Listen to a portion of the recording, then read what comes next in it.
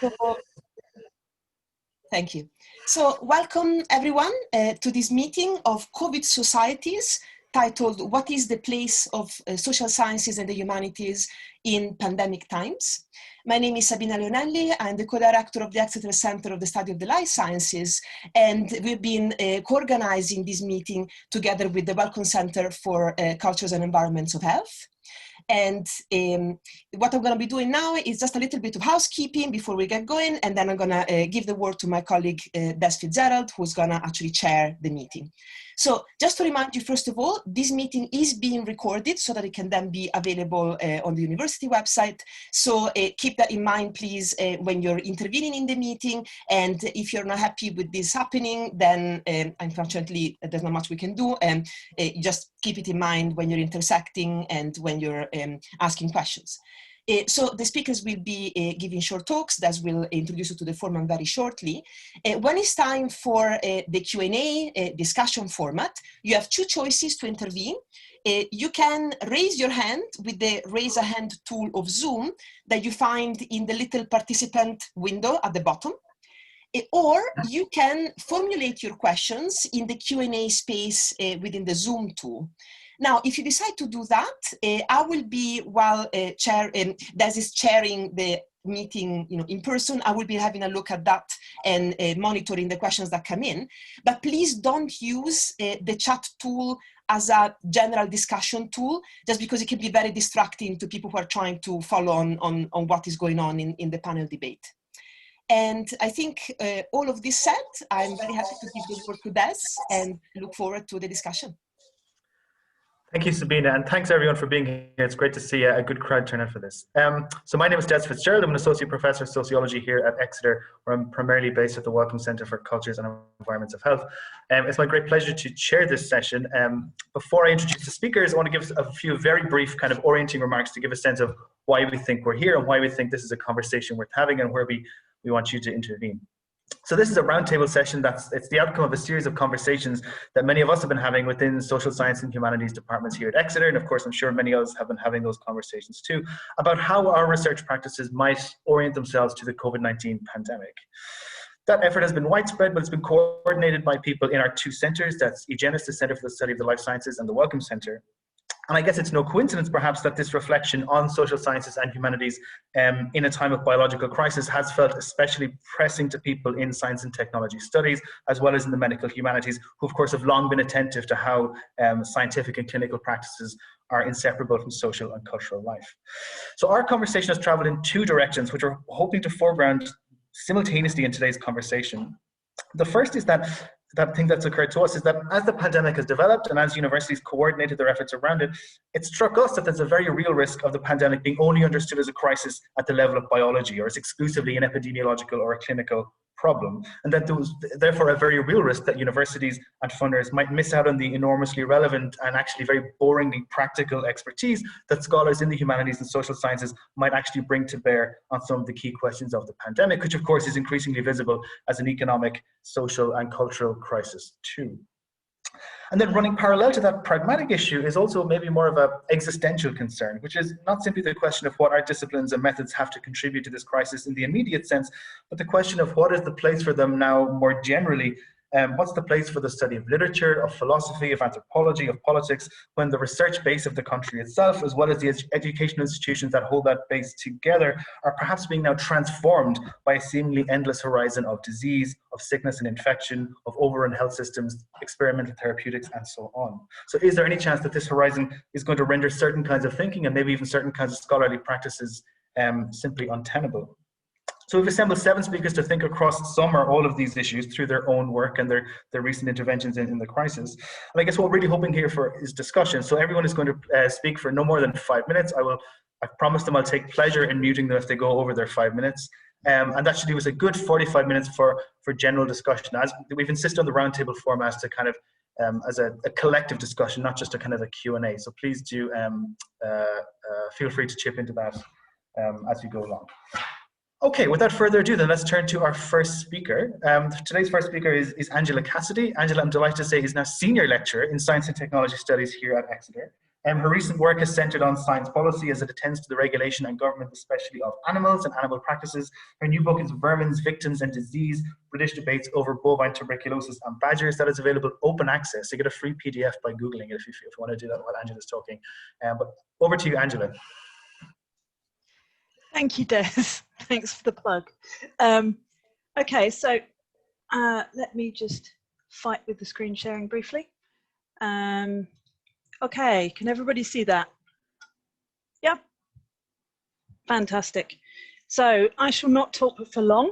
I'm going to be talking around broadly the theme of human-animal relationships since the beginning of the pandemic, and more specifically around a project, a collaborative project focusing specifically on animal feeding.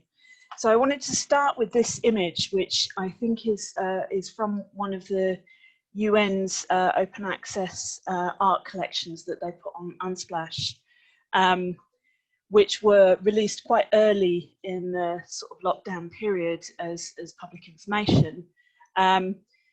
But from what we're able to tell from within the project is partly, while it's a very kind of idealized image of what it might be like to stay safe and stay home, the question of to what extent that does reflect people's lives, and particularly within this image, the prominence of vegetation and birds is just what I wanted to flag.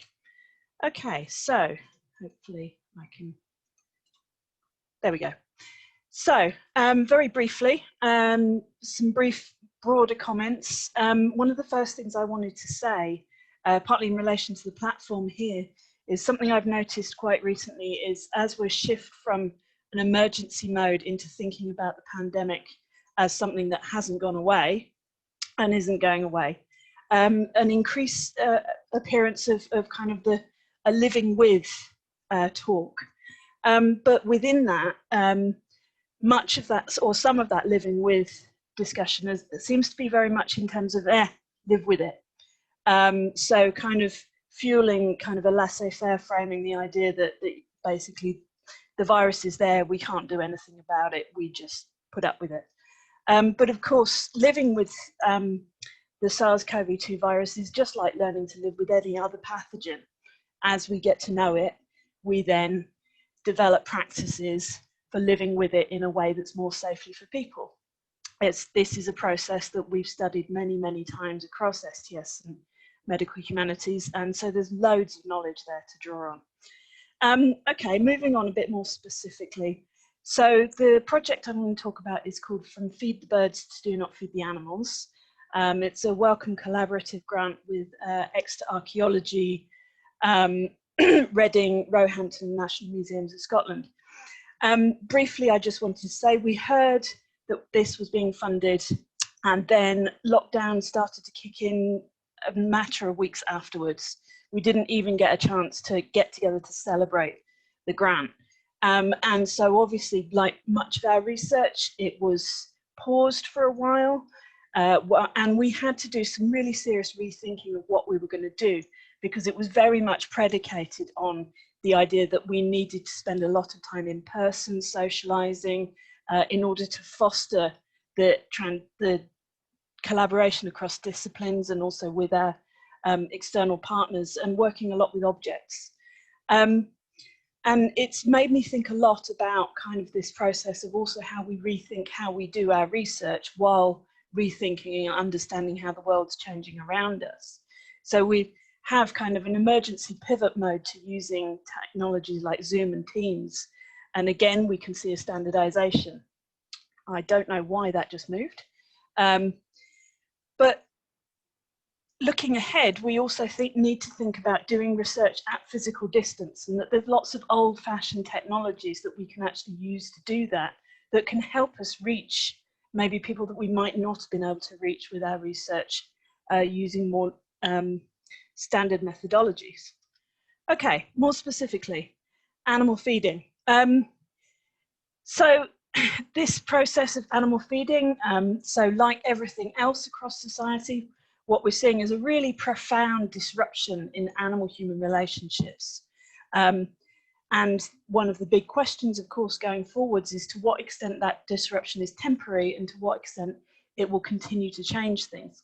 So firstly, in terms of our relationships with our pets and our relationship with garden birds. So it's certainly true that interest and companionship, interest in taking on pets, interest in relating to the wildlife immediately near us has become a major occupation, and seems to be, again, something we want to look at is solace for people. But the question of whether they are safe, and I have actually seen dogs with masks on. So people are also concerned about their pets. The question of the zoonotic origins of COVID itself, that zoonosis itself is generally thought about as coming from animals to humans, but we do know that COVID is going back to animals, to cats, and also to mink, and many mink in mink farms in the Netherlands are being slaughtered because of it. And that process of zoonotic transmission is often seen as profoundly unnatural, but we do know that viruses are constantly moving between animals and humans. So the question is more, what has exacerbated that process to lead us to the situation we're in? Then, in terms of the disruption between humans and animals, the memes we saw about wildlife returning because people were suddenly gone from the world, and what that kind of says about some people's concerns about the relationship between humans and nature. And thirdly, what we're also seeing is in practical terms, because people are not in cities, are not out and about, are not buying lunch, are not there to be coexisting with animals in cities, there's been a profound disruption in not just humans and animals relating to each other, but the sudden absence of food. And so we're seeing recurring stories about animals firstly appearing where we didn't see them in lockdown, and then misbehaving. And often these stories are very often put in criminal terms. The story about the ravens in the Tower of London. Angela, 30 seconds if you could. Am I nearly done? You're Sure. well over. 30 seconds if you could. Sorry, okay. Anyway, ravens. Finally, of course, in terms of our project partners, and thinking about zoos and third sector and heritage and NGOs, they're all being very profoundly affected in terms of their normal income streams are gone. So they are all in crisis, and this in turn is affecting conservation. So we can kind of go all the way around in a circle on all these different aspects of social change and think about through the lens of animal feeding, and I'll stop. Thanks, Angela, that was great. Well, Sorry, 5 minutes is actually, long. no, you're fine. 5 minutes is a cruel amount of time, I realize. It's just enough to work yourself into a point, and then you have to stop. Sorry. Moving on to our next speaker, it's Ollie Clavern. Ollie is a research associate at the Wellcome Centre for Cultures and Environments of Health. He's currently working across 2 projects, one on how cancer affects couples and how therapy intervenes in that space. And the second, which I think we're going to hear about now, is about loneliness and isolation in the times of pandemic. So Ollie, whenever you're ready. Oh, thank you very much. I'm hoping you can you see that? Screen share working? No? How about now? All good? Cool. Yeah, so thank you very much, Des. I'm here to talk about the lockdown blues, and I am 1/3 of the project. So I'm doing it with Charlotte Jones and Fred Cooper. A bit of context and situation is it's part of the Wellcome Centre, and that's really important actually, because there's a focus on loneliness within the Southwest. There's a network going on. Another big part is that it's situated in Exeter, which is important in the sense that it was issued UNESCO status last year for literature. So linking wellbeing and reading together. And specifically for this project, we've got some really cool partners with Exeter Phoenix, and that's it's a local art centre, and it focuses on harnessing creativity with culture and health. part of Exeter Phoenix is a guy called Darren, and he's an artist, and some of that is based within the project. For example, the really cool logo you got here with spinning heads, that's Darren. And finally, Devon Libraries, again, focusing on how literature and reading can improve people's well-being. So the lockdown blues, that's why I'm here to talk to you. And here's the homepage. The focus of this project is less about research and more about the social aspect of humanities and social sciences. I'm going to shock you all, but there was a time before COVID, and in that time before COVID, there was this thing called loneliness, and that is something that has carried on, is ongoing, and particularly over lockdown is where we kind of focus the project. It was weird over lockdown in that people were kind of on one of two sides of the fence, and for lots of people, lockdown meant a sense of introspection and returning to old hobbies that people have forgotten about, or finding new hobbies like gardening and realizing that courgettes are absolutely mental and we just keep on pounding them out all the time. But for a lot of people, lockdown and social isolation, it was horrible, and isolation and loneliness was a big thing. And I think lots of people experienced that anecdotally, but for a large cohort of these people that experienced it are people that are perhaps in different situations, in the sense that they may be already socially isolated because of disabilities or illness. And actually lockdown meant that there was an extra element to that, and shielding meant that people had to further be locked down and isolated from people. And for these people, it meant that often they were told they need to shield, and there was no guidance, and all kind of based on the socio-political environment, meaning that loneliness was exacerbated. So that's where our project comes from, really, focusing on loneliness experiences before, during, and after lockdown. And what we wanted to create is this online scrapbook, is what we've been calling it, and people submit their experiences of loneliness throughout this period. It's multifaceted because people's experiences of loneliness is multifaceted. So people submit their, whether it's artwork or poems or stories or songs, to the scrapbook, and it's a collective repository of people's experiences. And our hope is really that it's a way for people to feel connected with other people, and it's a way for their voice to be heard, and it's a way for them to realize that they're not alone.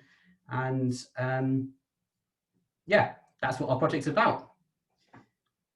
How am I doing for time, Des? You've got a minute left, but if you're... Oh, cool, in which case I'll carry on. So, like I said, there's lots of different mediums that people can submit. And while we are focusing more on the project side of the lockdown blues rather than research per se, actually it's about making a social connection and keeping people together and keeping people connected. What we try to do is encapsulate a way for more people to get involved. So we've got an easy read version on the website. There's lots of ways for people to submit stuff. So you can do it online, you can email, you can send stuff via Twitter.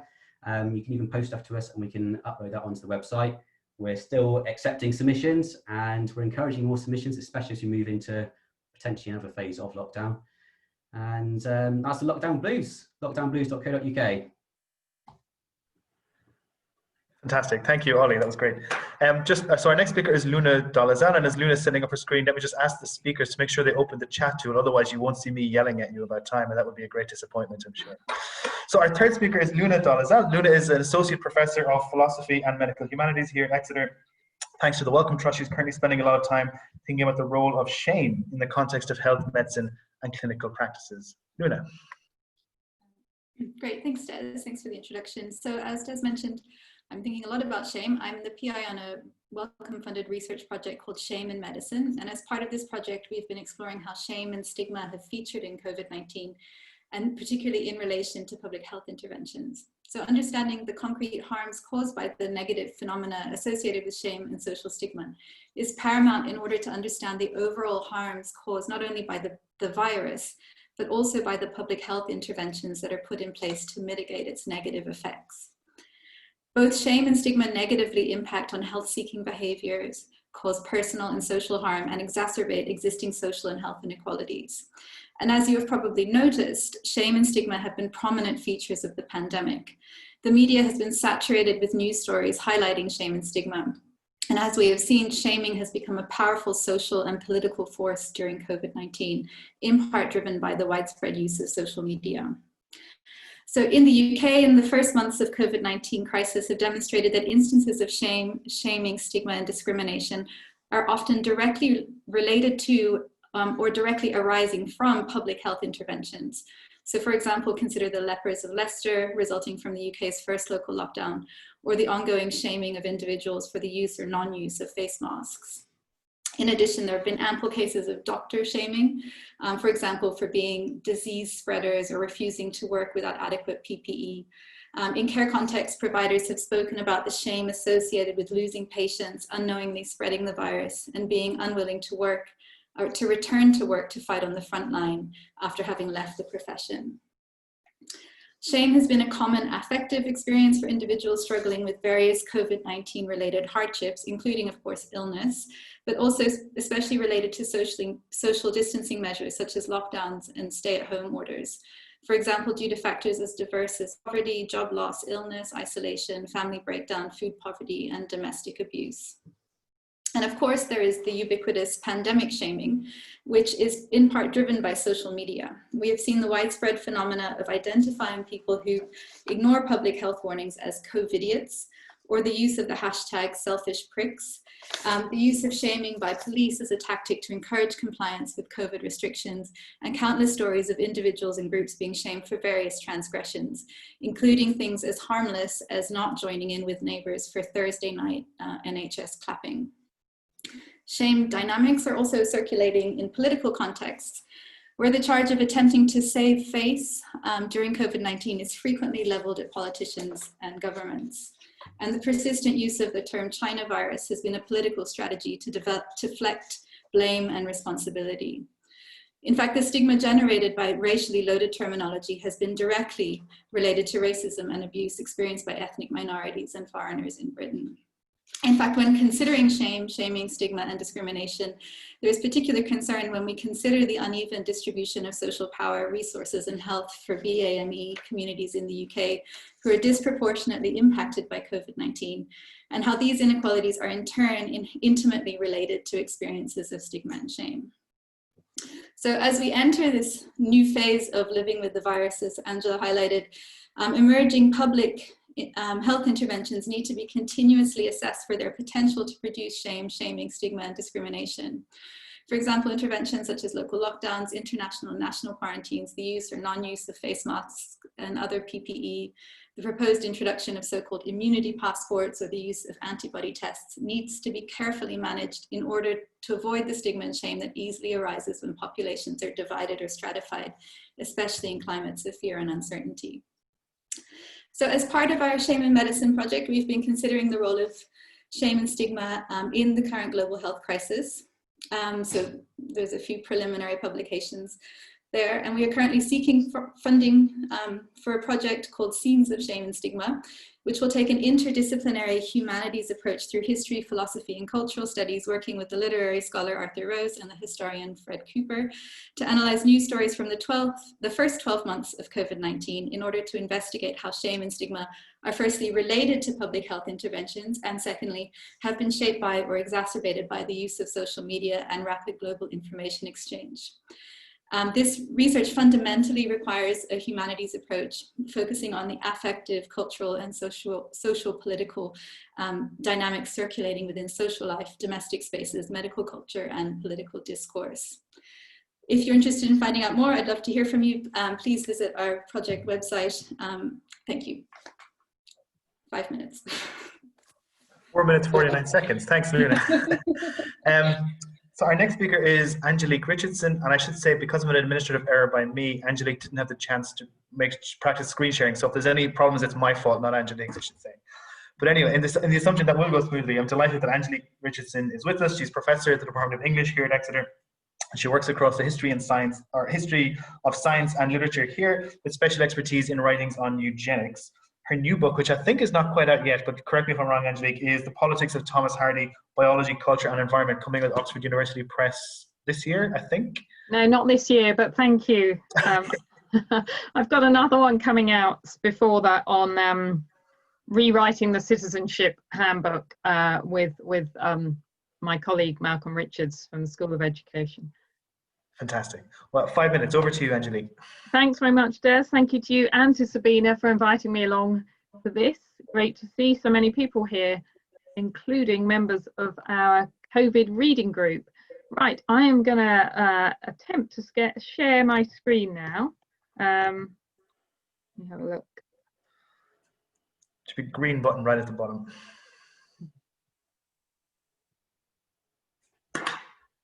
There we go. So, as a historian of science in a department of English, what I'm going to be talking about today is the role that history, and in particular history of eugenics, can play, what it can tell us about, in this context, the UK government's approach to COVID. So,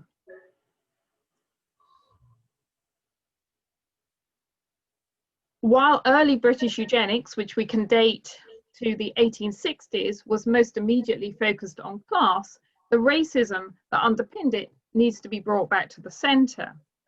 The relation between eugenics and racism, both scientific and non-scientific, is a direct one.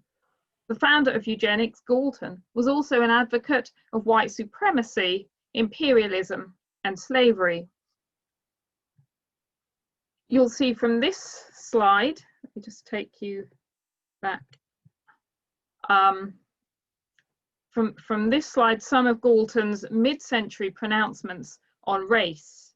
By contrast, Darwin was an abolitionist who would make clear his increasing opposition to eugenics. You'll see here, Galton refers to the Hindu as inferior to the Chinese in strength, business habits, etc., and to the Arab as little more than an eater up of other men's produce. As we understand the past, we understand the present. In turn, our understanding of the present renews and expands our comprehension of the past. Historians trace the effects of ideological, racist, and fascist causes and systems of exclusion, oppression, and violence. These are not discontinuous moments. History provides us with a route to responsibility. I'm defining eugenics as a theory and practice based on the notion that there are people who are biologically inferior and expendable. Ultimately, it is the practice of decreeing that some should live or thrive and some should not. Eugenics has been driven by dominant national concerns, from differential fertility along class lines, i.e. how to ensure the British imperial race was replenished from the middle class, which most advocates of eugenics in Britain belonged, to how to avoid miscegenation in the colonies and at home from immigration. Although the term race, which biologists, starting with Darwin, have come to show us has no scientific basis or credence, could be used by eugenists in the sense of racial strains, varieties within indigenous groups. It was increasingly concerned with race as we now understand it, the separating out of humans on the basis of skin colour. While not all racists were eugenists, the eugenists I have encountered also appear to have been racists. Actually, I want to show you this one. This is Bradley. Eugenics has returned to public attention as Tory politicians from Raab and Bradley to Special Advisor Cummings and Toby Young and Sobieski fleetingly in government posts have used eugenic ideas to serve their political ends. It would be difficult to deny the eugenic elements of England's approach to the pandemic. I say England because its death rates have diverged significantly from the rest of the UK since responsibility for controlling the virus was handed back to individuals on the 10th of May. As you'll know, there's been, and as Luna's pointed out for us, a disproportionately high number of deaths from COVID-19 among Black and ethnic minorities and the working class of all ethnicities, working as key workers with underlying conditions, a eugenic addendum. This highlights the effects of ongoing and entrenched inequalities, poor housing, low-paid jobs, and racism. These have physiological as well as social consequences. The groups that have suffered most, alongside older people, are the racialized other, the working class, and the disabled. These three groups are the historic targets of eugenics. Everyone here will know about herd immunity, Cummings and Johnson, so I don't need to say more there. We'll also be familiar with the increasingly hostile environment that we inhabit in the UK. I want to conclude with some moments from the 20th century, and I'll leave you to connect them. Churchill wanted Conservatives to fight the 1955 general election with the slogan, "Keep England White." This was 2 years after my father had arrived at Tilbury Dock to find the Britain that he'd left Sri Lanka for to help rebuild. Britain festooned with "No coloureds, no Irish, no dogs." And the official guide to citizenship, which I mentioned earlier, this one here, produced in the year of the hostile environment, 2013, is nationalistic and insular. It leaves out British, Black, Asian and migrant contribution to the UK.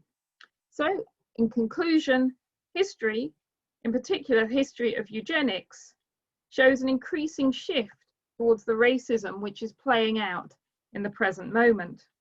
Without understanding these continuities with the past, can we really understand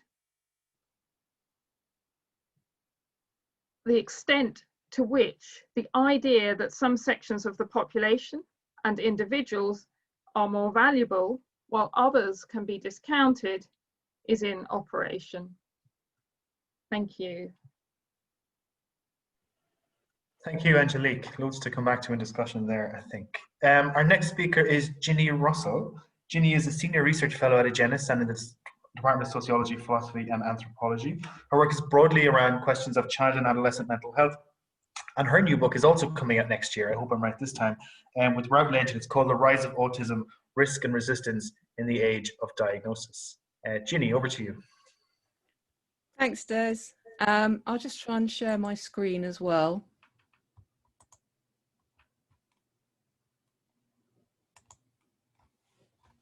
You got that? Yeah.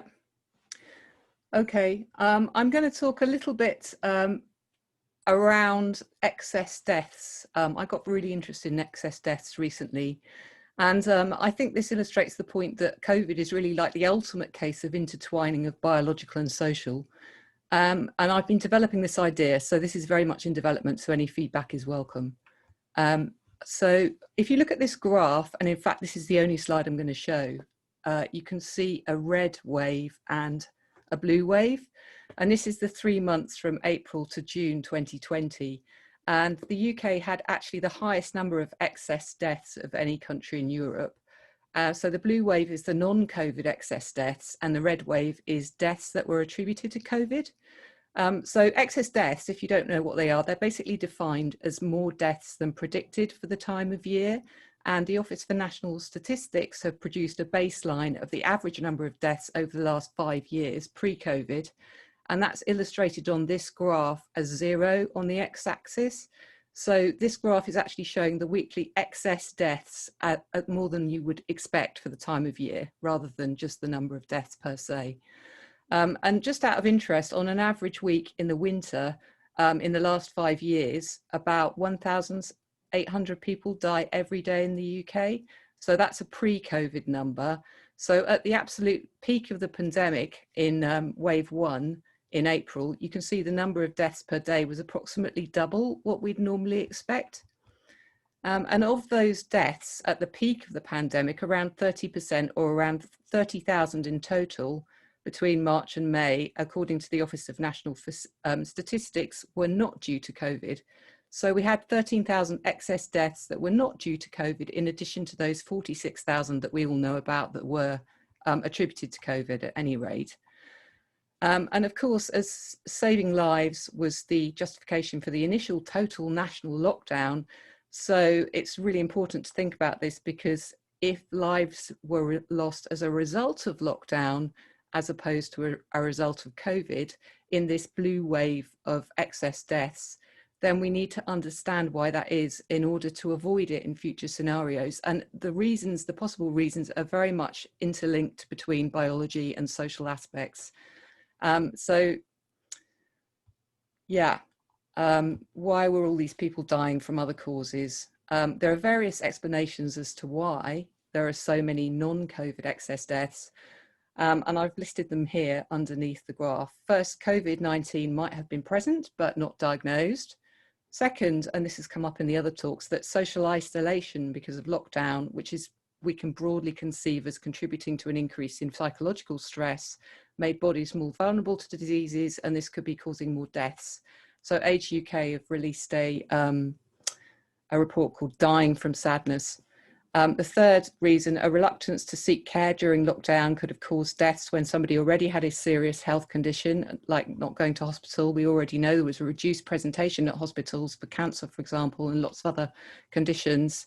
And reduced service capacity could mean some people with other underlying conditions had not received sufficient care, like mental health issues, although actually there were fewer suicides during this period, which is kind of counterintuitive and is interesting.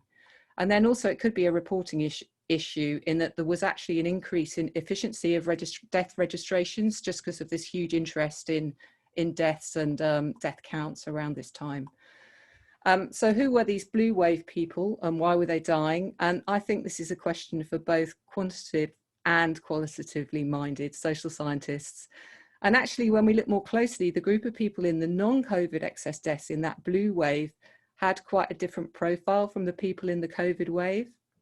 So first, unlike the COVID deaths, which were predominantly hospitalized males, blue wave deaths were mostly women, and they mostly died in care homes or in their own homes. And the most likely cited cause of death was dementia. So similarly to COVID deaths, they were often very frail elderly, but unlike COVID, they were usually at home and women. And so my idea was to mount a qualitative research study interviewing grieving relatives or people who have lost people to non-COVID reasons who died in this blue wave to find out why they had died and really uncover the stories behind these non-COVID excess deaths to find out, you know, what the point of view was. I mean, obviously this would be quite ethically challenging, but have got some good ethical advice on board. So just an idea that I'm developing. And it just got me thinking also, if I've got time, that on death certificates, causes of death are classified as very discrete disease categories like heart disease, stroke, road traffic accidents, and respiratory infections being in the top 10. Is that 5 seconds? Yeah, okay. So just got me thinking about how we categorize disease as well. And if you think about how epidemiology is done and how diseases are categorized, it seems like maybe we need more of a systems-wide thinking around what actually kills people, because it's probably an interaction of all of those things that are listed there, social and biological systems. So that's it. Perfect. Thank you, Ginny. I'm pretty certain we will return to this in the discussion. Our second from the end speaker is Catherine Tyler. Catherine is Associate Professor of Anthropology, working broadly within critical race studies with particular attention to white racial identities in Britain. She's currently working on these questions in a project funded by the Economic and Social Research Council on identity in the media in post-Brexit Britain. So, Catherine, over to you. And you may be muted, we can't hear you.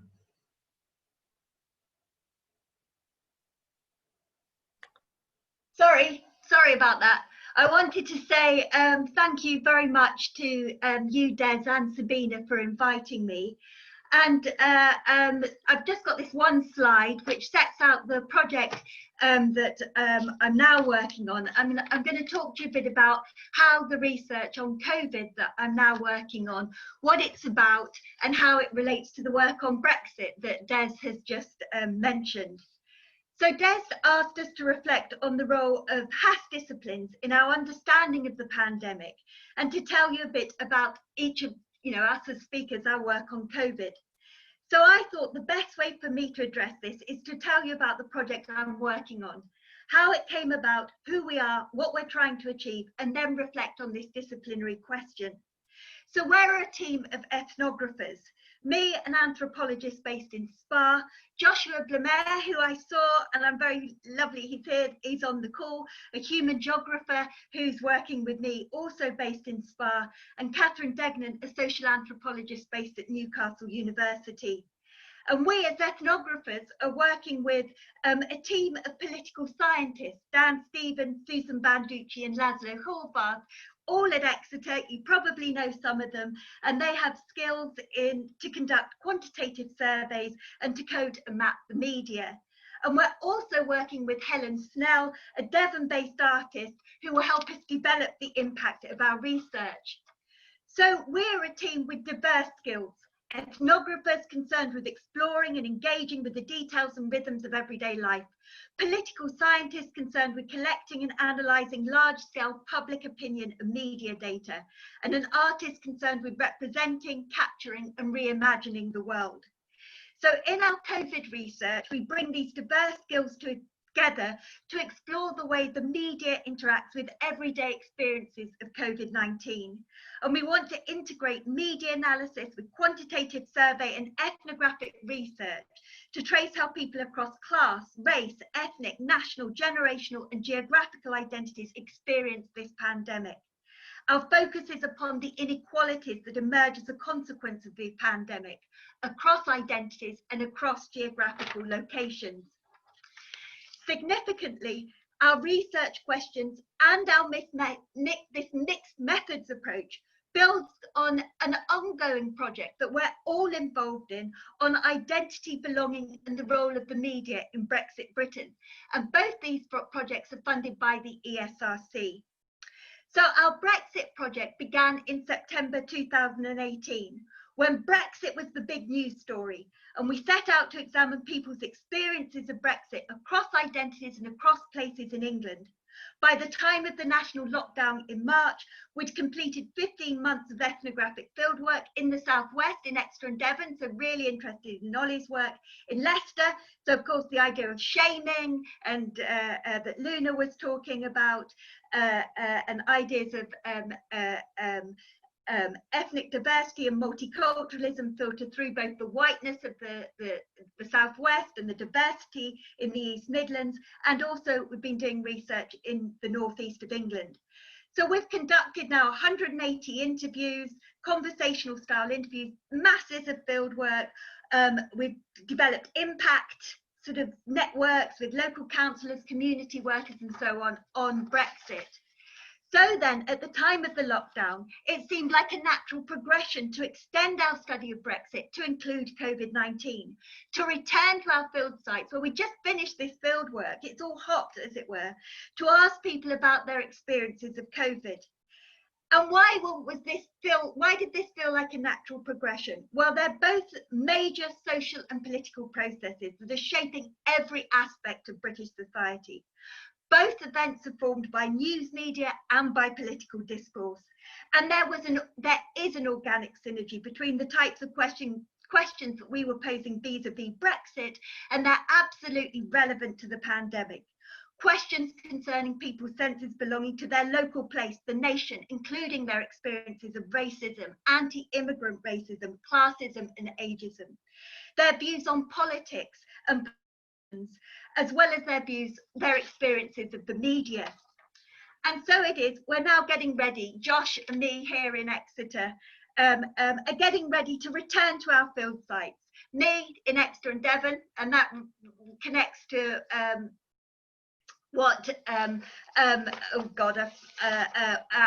first speaker was talking about, the difficulties of doing field work in this pandemic.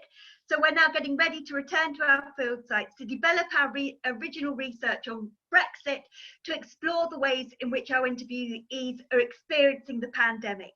We hope to explore how COVID-19 has deepened the entrenched inequalities and social polarisation that is emerging as a result of Brexit and producing new ones. And the types of questions that we're going to ask in our fieldwork are informed by the preliminary findings of the first wave of panel survey data conducted in July by my colleagues in politics. So if I've got time, have I got time? Oh, no time. I haven't got your chat. Should I stop? I'll stop. Okay, great. Maybe do. We'll come back to it. Yeah, thanks, Catherine. Perfect. Thank you. I think we got. We'll come back to some of this, I'm sure. Our final speaker, our seventh speaker, by no means least, waiting very patiently, is Professor Michael Winter. So Michael Winter is Professor of Land Economy and Society, as well as Director of the Centre for Rural Policy Research here at Exeter. He works on a wide array of topics across agricultural policy and sociology. And his current work is about the governance of food systems and food security, and I think that's what we're going to hear about now. But over to you, Michael. Are we there? Have you got, can you see that screen? Yeah, gotcha. And you can hear me, all is well. Right, okay, thank you very much indeed. Yeah, this talk is about an ESRC project on the impacts of COVID on the food system. So I was one of those people, foolish or wise, I'm not quite sure, who reacted to that call back in April for urgent projects. I made myself ill actually trying to do the blooming thing, because it was a real, you know, you had to get them in very, very fast. We were successful. We now regret we only went for 12 months because we're now almost halfway through, but there we go. What we've been looking at is this whole issue of the continuity, but particularly the dislocation in the supply chain. And we're looking across 5 different food sectors, looking at changes in route to market and barriers to change, but particularly around this rapid reduction of the hospitality sector. I mean, basically in the space of a few days, about 30 or 40% of what we eat changed, in the sense that we weren't eating in pubs and restaurants and buying Costa coffees, etc., but it was all at home. That had a massive implication for the food sector, and there were some very significant challenges. And we want to also look in this, as well as looking at what happened in the short term, the long-term implications. Is, you know, what's going to happen to the food system further down the road. And of course, when we wrote this in April, we kind of were labouring under the illusion that, you know, we might be getting back to normal in the autumn, and we'd find a time when we were looking at the new normal. But we now know that that is certainly not the case. And what we've realised in the few months we've been doing this is whilst academic work generally about food systems has been primarily around producers, farmers, fishers, a lot about retailers and a lot about consumers. We still don't know everything about any of those 3 categories, but we know a lot more than the black box in the middle of food manufacture, processing, packaging and distribution. These are sort of areas that people, you know, the firms that operate in that space are not household names like Tesco's. They are sort of behind the obvious immediate sort of look, and yet they're hugely, hugely important. And in fact, without them reacting as they did and dealing with some of the logistical challenges, we'd have had a lot more shortages on the supermarket shelves, and in fact we did. So that's the beginning of it.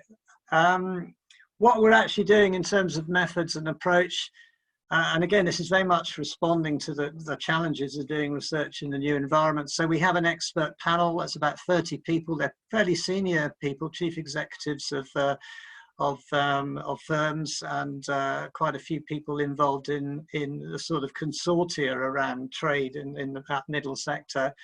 We convene them once a month, although we talk to quite a few of them in between times as well. They've been brilliant actually in terms of guiding us.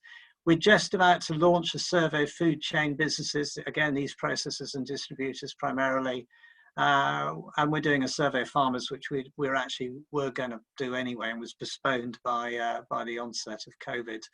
We're doing some telephone interviews with stakeholders, and we're monitoring the massive information that is coming forth on this. So that, you know, there's media coverage all the time, which is hard to keep up with. There's academic literature, there's secondary data, a lot of data sets, a lot of the standard sources of data, ONS type stuff, has been adapted to the new situation. So we've got a lot to go on. We have no strong pre-established conceptual framing for this at all. It feels probably about the most empiricist bit of research I've done. I'm not really a theoretician, but I normally have at least some sense of what the kind of theoretical framing is. This is really empirically driven stuff. Our interest was what has happened and why, but what happened literally, what did people do? What decisions were taken? You know, how did you, if you were running a flour mill and you suddenly had to be providing more small bags of flour instead of the large catering packs, what did you actually do, and how did you get around that? what did the supermarkets do in terms of controlling some of the heightened consumption and demand, etc., etc. So we're just trying to understand how the system adapted. And what we find is there's two completely and utterly contrasting narratives. If you go on social media, if you go into sort of various places, one narrative is that this was incredibly successful, that people managed to get their food, the shelves, although there were, you know, the odd shortage and the odd report of that, on the whole, it worked incredibly well. And then there's another narrative saying this was a major crisis, it exposed the frailties and the injustices of our food system. Well, they can't both be right. I think there's elements of truth in both, but we're sort of looking therefore at sort of, well, you know, who were the losers and who were the gainers in all this? It's also policy driven. What interventions were there? What interventions could there be? What should there be? There was even a call in the first few weeks of this for food rationing by some senior academics in this area. That was followed up with some, 1 minute to go, that was followed up with some calls to the supermarkets to make some very firm commitments around justice in the food system, etc., etc. So we're interested ultimately in sustainability, social justice and health in all this. But to begin with, we're just trying to understand how the whole system works, which is quite a tall order, actually. Okay, I think I'm done. Fantastic. Thank you, Michael. If you just unshare your screen. Okay, that's our 7 speakers. Thank you everyone so much and for keeping to time so well. That was unexpected actually. Just so we're about to open up to general discussion, but just before we do, I thought I would just throw out an open question at the panel, and just for anyone who wants to take it up. And the question is this: so I think all of you have demonstrated, these are 7 very convincing case studies in which I think if scholars have either taken expertise they developed in a different arena and have applied it to things that are happening during the pandemic, or have taken projects that were designed in a slightly pre-pandemic but adjacent kind of era and turned that project a little bit around to face some things that have become really salient in the pandemic. And I guess my question is that where we're at as an intellectual community? Is that necessary work now? Or how does that make us think about the general landscape of doing humanities and social science research for the next few years? For anyone who would like to take it.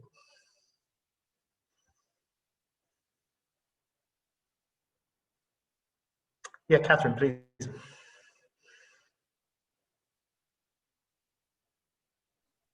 I had a very banal thought about this that does follow on. I think absolutely. I mean, I think we've all shown that if you dig deep into what you're already studying, because the thing is about this pandemic, it seeps into every aspect of our lives, every thought we have, and in that sense, the humanities, the arts, and the social sciences are perfectly placed to look into our own areas of expertise and to connect those to the pandemic. And I mean, the presentations to me just absolutely exemplified that. I mean,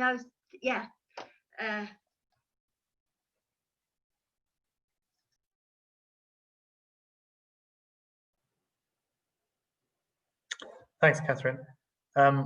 Yeah, Angela, before I open it up, and just as Angela's speaking, if people want to raise their hands in the participant pane, not for this issue or for any other issue they want to raise, now would be a good time to do it. But Angela, please. Again, very off the top of my head, but it's also striking me that various of these inquiries, it's as ever when you get a big change, you pay attention to things you didn't pay attention to before. And so, like Mike was saying about, actually, we don't know that much about food distribution. That's a bit silly.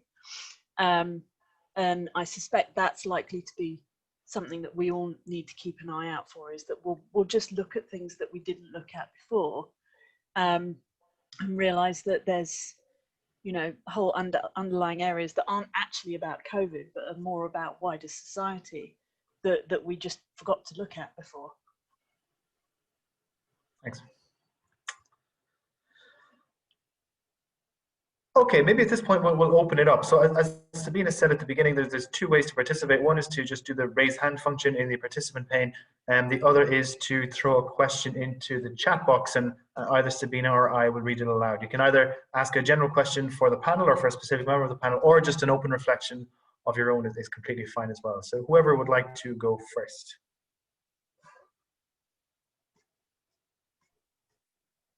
while people are thinking, actually, there Yeah. is a question from Judy Green directly to Luna in relation to her presentation, where she was asking whether she thinks that shame is an interactive strategy may increase in times where social practices are changing rapidly. Luna, if you want to address this while we're waiting.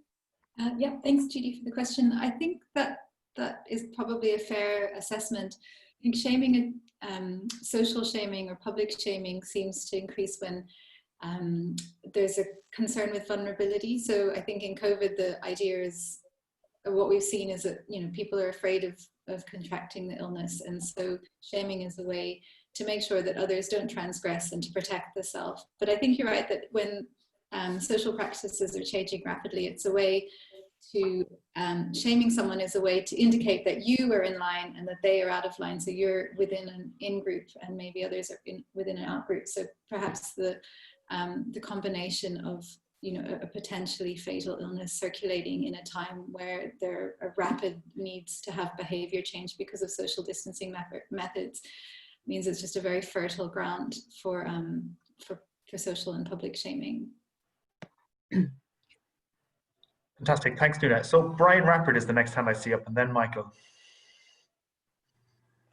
Hello. Oh, great. So I had a question really about how to do, let's say, socially relevant research in these times. And I mean, I hear in all the presentations, you know, desire to contribute in some way, you know, to COVID as an ongoing phenomenon. But that poses lots of challenges for us. I mean, it's a very fast moving topic. It is something that is engaging us collectively as whatever societies, which has maybe a lot of inroads into doing relevant research, but it also has a lot of challenges as well. It's something that's, you know, kind of manifested itself at one time in a very specific way, but is kind of we can kind of see the next wave of it coming. So anyway, it's a case where the question of how to intervene, how to be able to do research that's relevant, you know, poses all sorts of challenges and possibilities. Anyway, so I'm just wondering to hear from people, like, what are they planning to do with this research, and how do they think they can kind of make it relevant? I mean, I heard that with the work on loneliness, in terms of being able to create this kind of database of experiences and people can go in and reflect on it. But I'm wondering with the others, I mean, how do we try to do something in a situation that's so kind of rapidly changing and so particular? Thanks, Brian. Luna, is that a gesture that you want to? Sorry, I know I just spoke, but just one of the really concrete things that we're doing with the Shame and Stigma project is, well, the proposed project that we're waiting to hear about, if it's been funded, is to inform public health policy and public health interventions to think about how shame and stigma might be exacerbated or even just produced by the sorts of interventions that are being implemented. And I think the UK is a wonderful case study of how, you know, the incidences of shame and stigma haven't been thought through in how public health measures have been rolled out, where there's been a lot of public health measures, so social distancing and the various aspects of social distancing like lockdown and shielding and stay-at-home orders and self-isolation are breaking social bonds and causing people to have to be isolated from others, which is precisely the dynamic that happens in shame and stigma. And at the same time, those public health measures haven't, for the most part, reintroduced ways to keep social connection and people feeling that they're within communities. So there's definitely some really important public policy facing work that can come out of the work we're doing, and that's the aim that will inform practice during this pandemic, but also respiratory pandemics come in cycles, so perhaps in a future pandemic scenario that will also be relevant. Catherine, I think you have your hand up there, and just after you then it's going to be Michael, I think, and there's a question from Oslem in the chat, and then it's Dora. So yeah, Catherine, please. Just very quickly, not to give you our sort of impact agenda for this project, because it's funded by the SRC, so obviously there's an impact agenda. But one interesting thing we're doing with this is we're working with an artist who is studying she's not only going to represent in some way via film, via objects, and this connects to doing the actual research. So because we've got to do this stuff online, we're going to ask our research participants to give us objects that she can then use.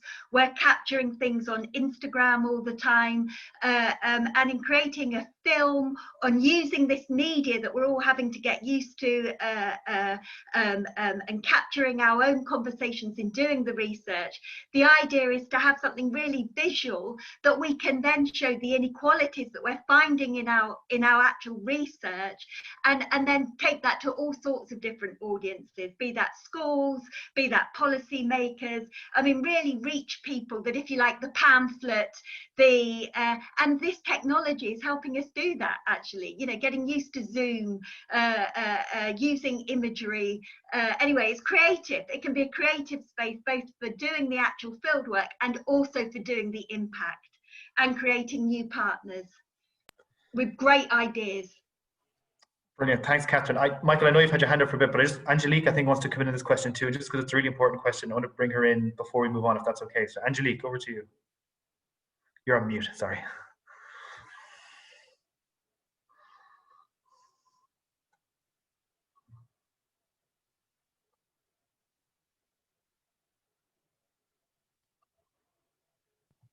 Sorry, I attempted to unmute and then shifted screens completely. Right. Thanks very much for the question. I suppose along with what other people are doing, I'm trying to draw wider public attention to some of the issues that a lot of us are discovering, and reach different audiences perhaps. So the book I mentioned earlier is a rewriting of the Life in the UK official citizenship handbook, and that's going to be really addressing just what the migrant and Black, British, Asian communities have contributed to Britain, for people, you know, anyone 12 onwards. It ideally will be in schools, and maybe, you know, it's going to be in Waterstones apparently. So that kind of intervention, I suppose more public engagement, because it feels like the sort of contribution that we can make on this is quite urgent. So yeah, I'm also involved with, because of the work on COVID, I've become involved with the Roma community, as a lot of that, they've really been impacted by COVID, but it's also drawn my attention to other inequalities. For example, you know, huge disparities in the way that they access various resources, housing and education, and higher education too. So there's something called the Roma Pledge that I'll be talking to people at Exeter about. I know Sheffield signed up to it, just offering mentoring and, you know, ways of helping first generation Roma students enter universities, and that's come out of this work. Thanks, Liz. Thanks, Angelique. Michael, we're going to come to you, but I also want to pose to you, I know you have another point you make, but while you're there, let me pose the question that's directly to you in the chat. This is from Özlem Yilmaz.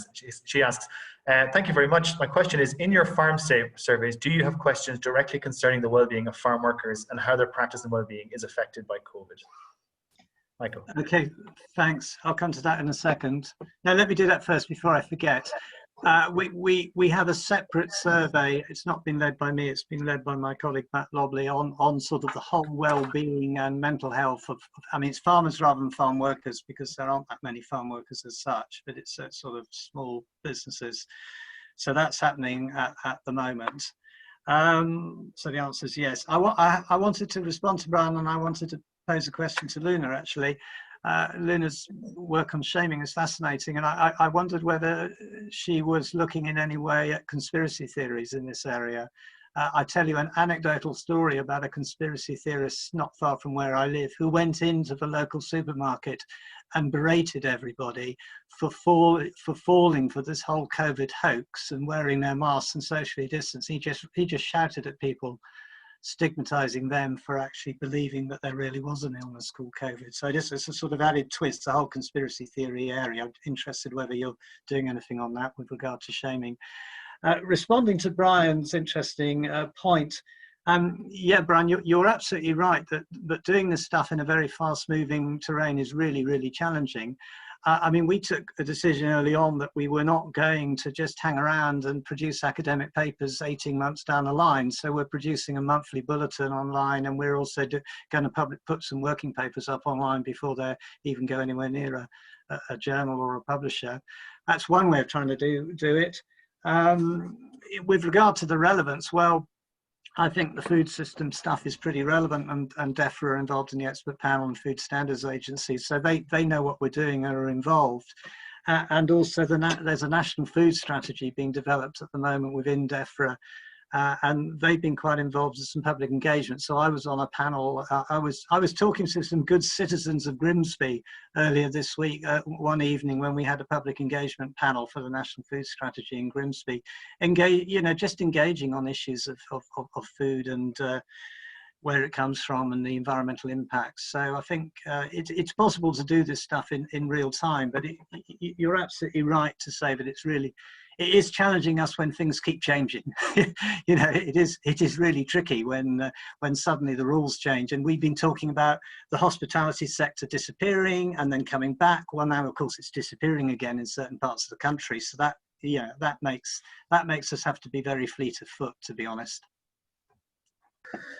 Thanks, Michael. Luna, do you want to come back on that very direct question before I go back to the... To be honest, Michael, I haven't thought about conspiracy theories at all. And it's something in terms of the social elements of shaming we'll look into. Thank you. Thanks, Luna. The next person is Dora Varga. And just as Dora's coming in, there's a direct question for Ollie in the chat, which is someone has asked Ollie if you can put the URL for the Lockdown Blue. So you might pop that in there if you get a chance. Dora, please. Thank you. I have a question to Angelique, unsurprisingly, as a historian. I was wondering if it would make sense to situate and connect this eugenic history of eugenics, which I'm very happy that you raised, to a broader historiography on human variation, and especially in post-war context of the rise of biomedicine, and also connected to a longer history of bodies of color in medicine and how they're thought about in treatment, and also the way that they produce mistrust and trust among, mostly mistrust, of course, in the encounters, and how that then feeds into this whole thing. And the reason why I'm wondering about that is that what I see a lot happening is that these structural issues and the structural racism issue is sort of pushed into the side, and that very nuanced way of how race and human variation is present in the medical encounters is pushed aside, and there is an increased focus on, okay, what is it genetically that makes people more prone to die in larger numbers in COVID, and that to sort of unpack the problematics of that in a more historical context, because of course that all has its own history. And that brings me to the question of then how can we understand these differences in death numbers? You made a point that this is England we're talking about, and there is a clear eugenic policy at work, right? It's not even subtle, it's quite outspoken.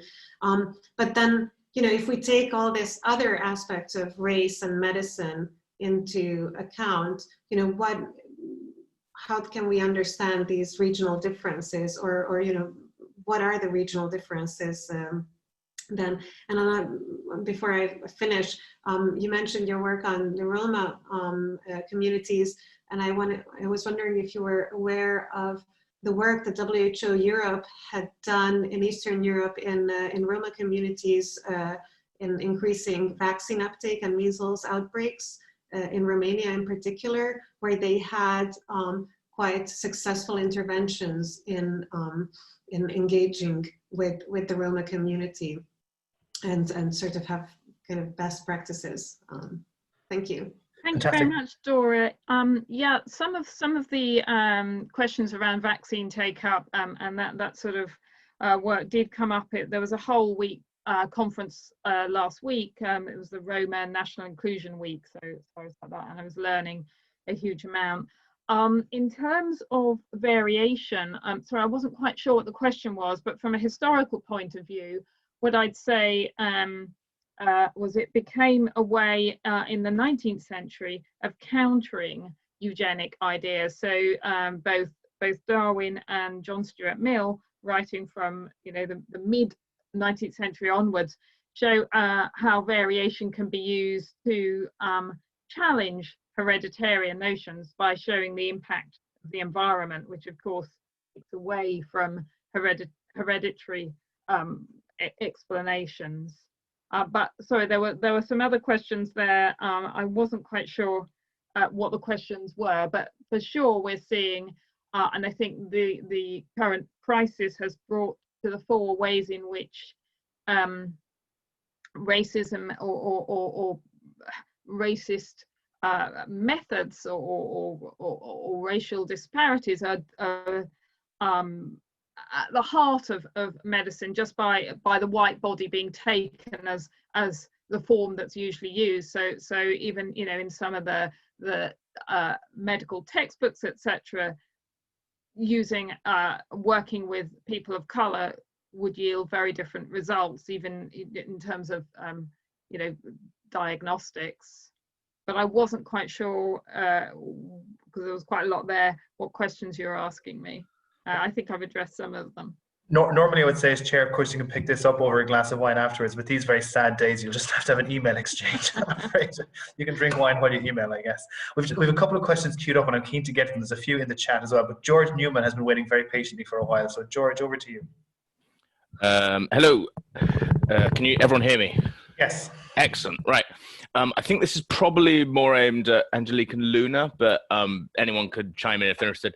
There's been a lot of mentions about how the outsized effects of COVID on traditionally vulnerable groups like Black minority, ethnic, no socioeconomic class, etc. This is obviously really bad, and it's great that everyone is looking into it.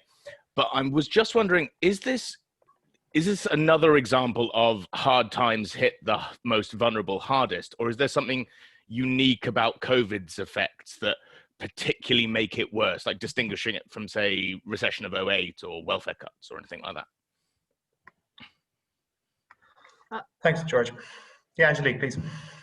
Just, I would say it throws into sharp relief what's already there, and we see that through the key workers and disproportionate effect on them as well, and a number of those are of colour, but you just see class disparities and race and disabilities thrown into sharp relief by crises like this, but they're there already. The social injustices that the attention is drawn to are not brought into being by the crisis. So it's more of a, we've dialed up the problem that was already there, rather than there being a particularly unique thing of the pandemic. Well, it throws them into sharp relief, but it exacerbates too. Okay. Thank you. Thanks, Angelique. Does anyone else want to come in on that before I move on? And I was just going to say that I think, obviously there's the correlation between physical health and mortality rates and so on. But I think what we've seen with the way that, policing strategies have been targeting ethnic minorities more for transgressions with following COVID restrictions, so there's an entire social element of how these uneven distributions of powers and social inequalities are playing out in COVID. So it's not only exacerbating, obviously, on the health and on the level of social and cultural determinants of health, but also in terms of how dynamics of racism, marginalization, and discrimination play out in social political levels as well. Okay, thank you. Thanks, Luna. Thanks, George, for that. I have a couple. So I think Ginny wants to come in, and then Ollie, if you could both be very brief, because I've got 3 or 4 questions lined up, and then we'll move on. So Ginny first. Yeah, I just wanted to agree with Luna and Angelique, but just to say that it seems like COVID is a double whammy, which maybe is why it's worse than other sorts of disasters that we've had, because people that are disadvantaged are doing worse because of the lockdown, but also because of the infection. So that because they're in more crowded situations, for example, they're more likely, or they're key workers, they're more likely to contract COVID, but they're also more likely to suffer economically and socially because of lockdown measures. So it seems like a double whammy to me. Thanks, Ginny. And Ollie? As you said when you introduced me, the other project I'm working on is cancer and relationships. And the thing that I've been nurturing all morning in vivo, the in vivo file I'm working on, is the idea of COVID being a magnifying glass. And as this session's going on, it seems that that's certainly the case. And this magnifying glass is spreading across so many different areas of people's lives. And those cracks are already in the foundations. And COVID is just magnifying in so many domains of everybody's existence. Thanks, Ollie. So we have a question in the chat from Adrian Mercer. Adrian asks, do any of the speakers have any thoughts about how notions of British, or more specifically English, quote, exceptionalism have been important during the pandemic? I'm thinking about, for example, reluctance to have lockdowns because we are a, quote, freedom-loving people. Any thoughts on that? Catherine, I wonder if that's closest to you. Yeah. I do. I mean, in that, because in our research on Brexit, we've been looking at Leavers and Remainers' worldviews, as it were, and central to discourses, I mean, typically of both, actually, of Leave and Remain, is this idea of nationhood and belonging to the nation and who is included and excluded in that. And we can see that, of course, in this COVID moment, we very much had this idea of clapping for the NHS, you know, we'll meet again, the Second World War, images of nationhood very much coming to the fore and creating this sense, a sort of Second World War image of Englishness and Britishness. And of course, part of the Leave discourse is evoking very much, if you think of the Leave campaign, is evoking a very particular notion of Englishness and Britishness and who can belong to the, and again evoking images of empire. You know, we had this idea of empire 2.0.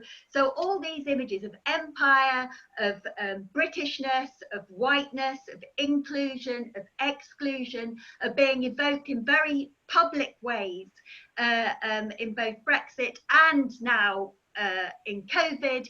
And of course, the question becomes, how is that played out on the ground and who is included and excluded in those discourses? So sorry, it took me a bit to wind up to that. Thanks, Catherine. Yeah, please, Angelique. I just wanted to add to that. I'd very much recommend the writing of Fintan O'Toole. He's a columnist with the Irish Times. He also writes for The Guardian. He's written an excellent book on British exceptionalism and Brexit, and heroic failure, Brexit and the politics of pain, and he's centrally concerned with exactly that question. Yeah, very, very psychoanalytic account of the collective English psyche from Fintan O'Toole. Okay, there's a question from Stefano Canali in the chat that I want to hold for as a final question, if that's okay with Stefano. So we'll ask it in about 5 minutes. And in the meantime, maybe go to forgive my pronunciation, Marisa Marangoni, who I think has been waiting for a while. Marisa, please. Not know if you can hear us. Yes, hi. Hi, hello. I've been looking at, well, unfortunately, shaming again, because the project I'm working on at the moment is about the relationship between global health policy frameworks and local health governance. And it started in Italy, so I'm in Italy. It started in about 2017 when there was a lot of talk of new vaccinations and immunization policy a new immunization policy was introduced. And I started noticing that there was a lot of shaming going on, not only on the social media, but actually coming from the government and institutions themselves, even from the medical institutions. Obviously, I'm talking about Italy, so I don't know whether in the UK it would be the same case. But so it would be interesting to see, well, to have a sort of comparative dimension between, well, because as Luna said, their research project is aimed at informing policy, but I believe probably policy in the UK, which would be different from policy in Italy, where it is the governments and the institutions themselves that are encouraging people to shame. And also I've been looking at the wider moral dimension of medicine, which is actually quite predominant as of late, also regarding lifestyle. So we are becoming targeted in a way as having to be responsible for our own health and increasingly of the health of others. And this is very much present now with the COVID situation, as it was with the childhood vaccinations, or as well with the influenza immunizations, campaigns and all that. So it's actually a continuation. I don't detect a change of direction in that with this COVID situation, but actually there's a very clear continuation between this kind of moral shaming from the institutions towards the people.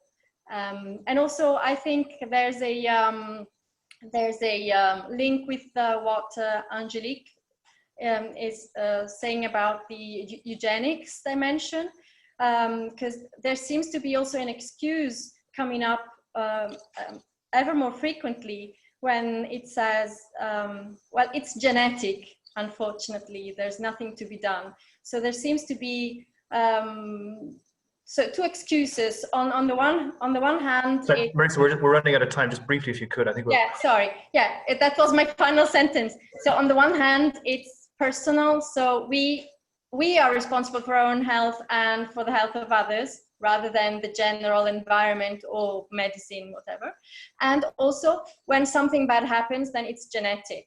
So there's not much of an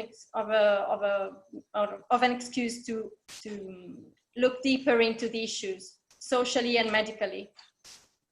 Fantastic, thank you. And I think it's so briefly, if you could, please, links to Luna and then to Angelique, and then I want to come back to Stefano's question as a kind of a closing device for us.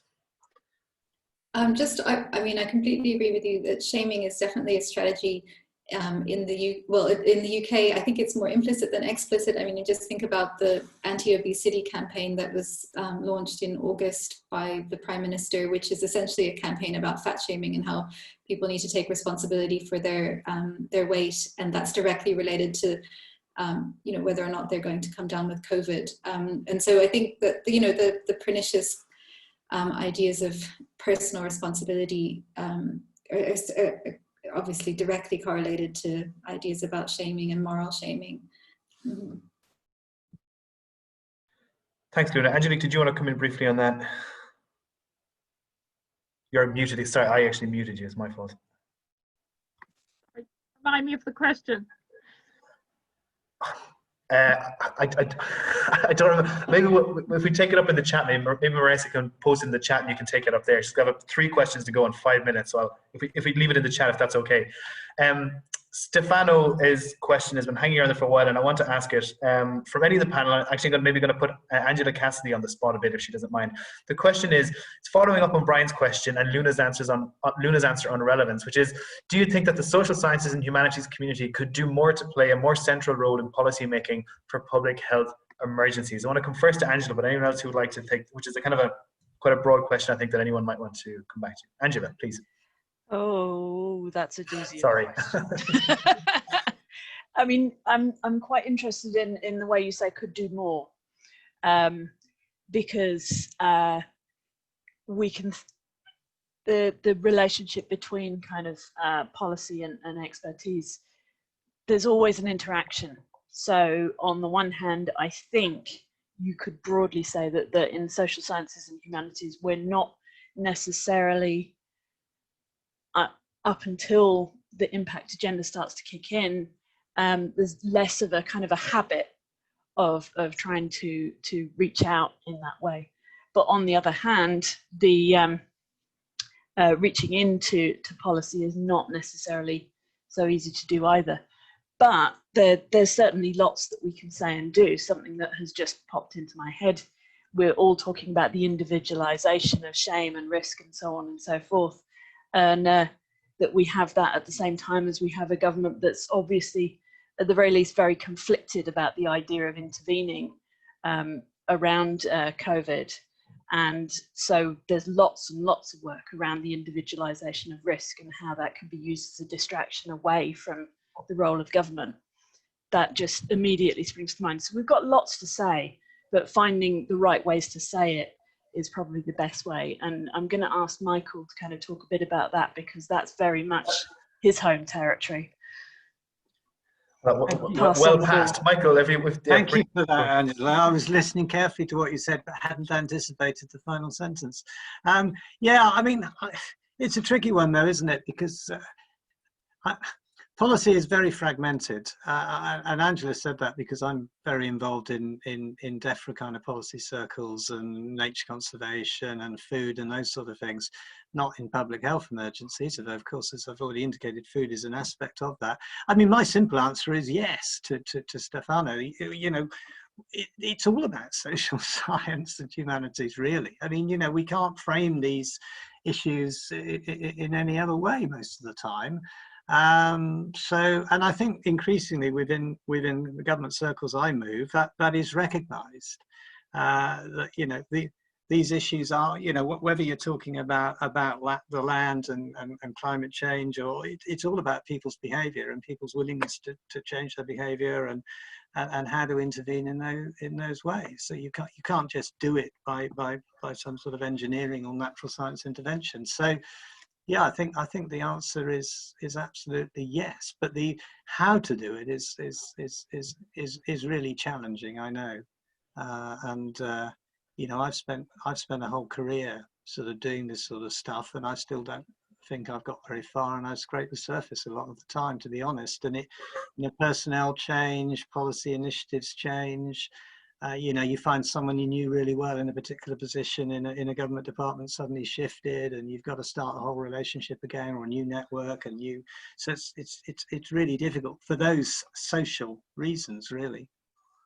Thanks, Michael. I was hoping for a more affirmative closing note, but we're up on time, and that's the closing note we have. But it's a nice one nonetheless. And we're just up on time, I think. So. Sabina and I guess we should probably just thank the speakers for participating in this quite not always easy mode of interaction. I want to thank all the participants for a lively discussion. We need to thank Chi Wong and Lucy Hodges, who are doing a lot to hold together the infrastructure that is making these events possible. And if I've forgotten anything, Sabina, or is that? I think that's great. Thank you very much. That's good. Well, thanks everyone. This is hopefully the first of further events. Yeah. I just to remind everybody that I've put in the chat. I mean, first of all, there's a few more comments that I think people may be interested in reading. Yes. And also, I've put the link to the platform that we put together over the summer, which we continue to display the work that we are doing in Exeter, coming from many different directions and disciplines on these kinds of topics. So you can catch up with some of that as it happens. Thanks, Sabina. Thanks, everyone. Have a great weekend. Nice to see you.